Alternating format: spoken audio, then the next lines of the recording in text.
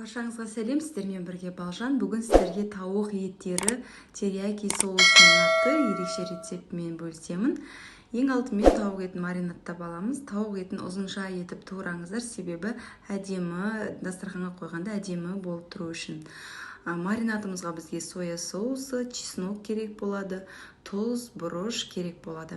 Қара бұрыш, қызыл бұрыш, өзіңізге қалаған бұрыштарды салып маринадтасаңыздар болады. Жақсылап барлығын араластырып, бір-біріне араластырып аламыз. Сөйтеміз де тауық етін маринадтауға жарты сағатқа немесе 1 сағатқа қойып, жылы жерге қойып қоямыз. Менде жарты сағат тұрды. Жарты сағаттан кейін пісіре берсеңіздер де болады. Мінекей тауық аяқтарын енді бірінші ұнға аунатып аламыз. Екінші жұмыртқаға салып аунатып аламыз.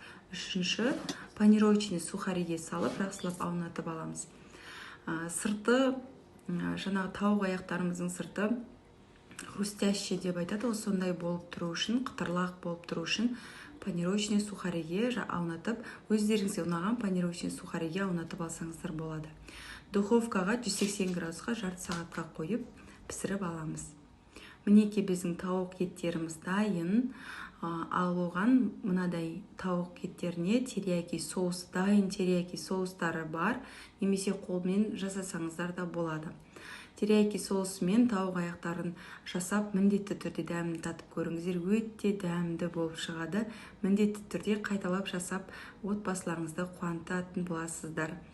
Рецепті соңына дейін көргендеріңізге рахмет. Менің каналыма тіркелуді ұмытпаңыздар. Сау болыңыздар.